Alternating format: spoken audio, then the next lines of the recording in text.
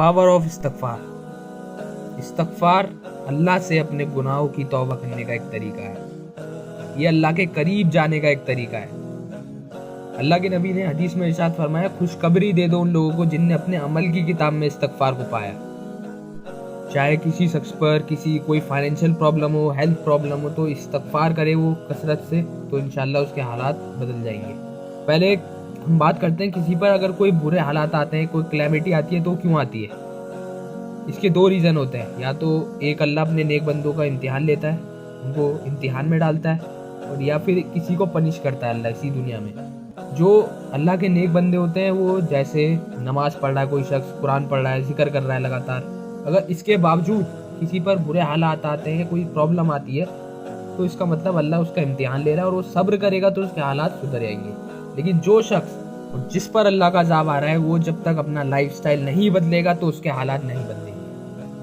तो ऐसे हाल में इंसान को चाहिए कि वो ज़्यादा से ज़्यादा इस्तगफार करे। इमाम अहमद बिन हम्बल बहुत बड़े स्कॉलर गुजरे हैं।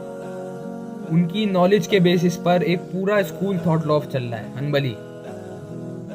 वो एक बारी रेगिस्तानों में सफ़र कर रहे थे, तो उन्होंने बताया कि रात होने लग गई। तो उन्होंने डिसाइड किया कि पास ही में एक मस्जिद पड़ी, कि इस मस्जिद में आराम कर लेते हैं थोड़ी देर, फिर जब सूरज दोबारा निकलेगा तो हम अपने सफ़र पर कंटिन्यू करेंगे। लेकिन किसी वजह से मस्जिद में उनको रहने की इजाज़त नहीं मिली।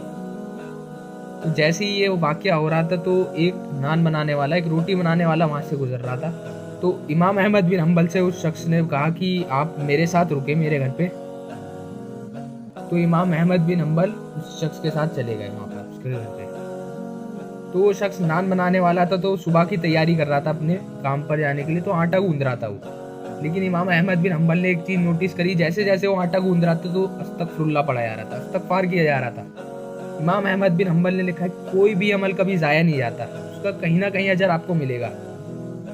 तो उस शख्स से इमाम अहमद बिन हम्बल ने पूछा, जो आप ये इस्तगफार कर रहे हो, इसका आपको कभी कुछ फ़ायदा पहुँचा है? तो उस शख्स ने कहा, मैं आपको क्या बताऊं, मैं एक वक्त ऐसा था कि मेरे पास खाने तक को पैसे नहीं थे, और आज मेरे पास दौलत इतनी है कि मेरे को संभाले नहीं संभल ली, और मैं जो भी अल्लाह से दुआ मांगता हूँ मेरी हर दुआ कबूल हो जाती है, सिवाय एक दुआ के। तो ये सुनने के बाद इमाम अहमद बिन हम्बल ने कहा कि वो कौन सी दुआ जो अभी तक तुम्हारी कबूल नहीं हुई? तो उस शख्स ने कहा कि एक मैंने नाम सुना है, बहुत बड़े स्कॉलर हैं इमाम अहमद बिन हम्बल करके, मैं अल्लाह से दुआ में उनसे एक मुलाकात मांग रहा हूँ, लेकिन वो अभी तक मेरे को नसीब नहीं हो पाई। इमाम अहमद बिन हम्बल ने ये सुनने के बाद फरमाया कि मेरे को ऐसा लगा मैं यहाँ पर खुद नहीं आया हूँ, मेरे को ज़बरदस्ती लाया गया है। बिन हम्बल ने उसको कहा कि मेरा नाम इमाम अहमद बिन हम्बल है। तो मैं इस वीडियो के साथ उम्मीद करता हूँ कि हम अपनी डेली लाइफ में कम से कम 100 मरतबा हर रोज़ इस्तगफार ज़रूर करेंगे, तो इंशाल्लाह हमें इसका अपनी डेली लाइफ में फ़ायदा ज़रूर मिलेगा।